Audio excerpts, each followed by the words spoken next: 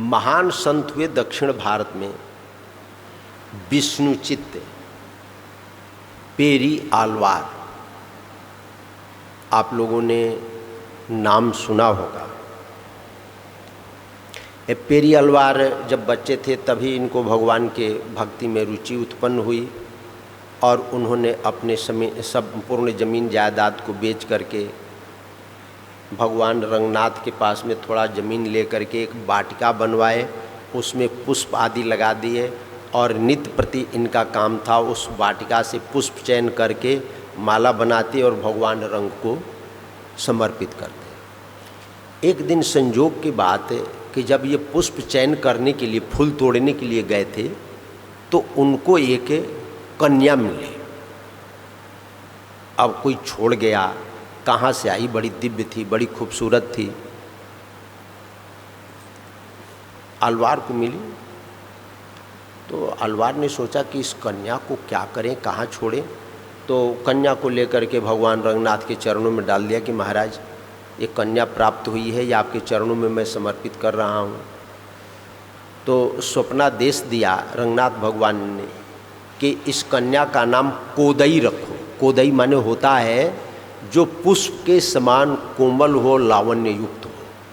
कहे कि इसका कोदई नाम रखो और इसका पालन पोषण करो। पालन पोषण करने लगे। वो कोदई धीरे धीरे बड़ी हुई, जुआ हुई। अब वो भी पुष्प चयन करे और माला बनाए और उसने भगवान रंग को अपने पति के रूप में स्वीकार कर लिया कि हमारे पति हैं। अब वो क्या करे कि प्रतिदिन माला बनाए और अपने गले में धारण करे और कांच के सामने, दर्पण के सामने खड़ी होकर के निहारे और कहे कि मैं कैसी लग रही हूँ, हमारे प्रियतम हमको स्वीकार करेंगे कि नहीं करेंगे, क्या मेरा ऐसा सौंदर्य है कि वो हमें स्वीकार करें। रोज का उसका नियम। अब एक दिन पुजारी ने देखा कि इस माला में बाल लगा हुआ है। पूछा कि ये बाल कहाँ से आया। एक दिन, 2 दिन, 3 दिन रोज बाल दिखने लगा। तो एक दिन विष्णुचित्त ने, आलवार ने देखा कि मेरी पुत्री क्या कर रही है। तो देखा कि माला बनाई और पहले स्वयं धारण की और फिर खड़ी हो गई दर्पण के सामने कि मैं कैसी लग रही हूँ, और भगवान से बात करे अकेले अकेले, मैं कैसी लग रही हूँ, भगवान हमें रंगनाथ भगवान स्वीकार करेंगे या नहीं, उनके लायक मैं हूँ या नहीं। जब देखे दर्पण में तो विष्णुचित्त ने देख लिया कि भाई तुम ये क्या कर रही हो, अपने गले में माला डाल करके तुम भगवान को जूठा माला अर्पित कर रही हो। तो उसने फिर नया माला बनाया, फिर भगवान को भेजा। भगवान ने स्वप्नादेश दिया विष्णुचित्त को कि उसकी धारण की हुई माला ही मुझे प्रिय है, मैं इस माला को धारण नहीं करूँगा, वो जो माला धारण करेगी वही माला मैं धारण करूँगा। तो फिर कहे कि भाई तुम बनाओ, पहले धारण करो तब पहनाओ।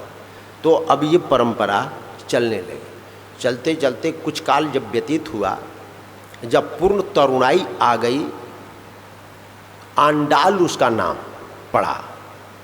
अब वो भगवान को अपने प्रियतम के रूप में स्वीकार करने लगे। तो भगवान ने वहाँ का जो मुख्य पुजारी था रंगनाथ भगवान का, उसको आदेश दिया कि तुम जाओ, आंडाल को पालकी में बैठाकर दुल्हन के रूप में सजाकर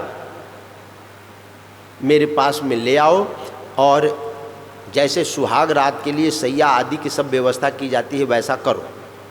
तो अब भगवतादेश, वैसे ही सारी व्यवस्था की गई। बैंड बाजे के साथ विष्णुचित्त जो पेरू आलवार थे उनके घर से उसको पालकी में बैठा करके और भगवान रंगनाथ के मंदिर में ले जाया गया। और वो पालकी से उतरी और सीधे मंदिर में चली गई। और मंदिर में जब पहुंची तो दिव्य वहाँ पर प्रकाश फैल गया, इतना प्रकाश फैल गया कि किसी को कुछ दिखाई नहीं पड़ा।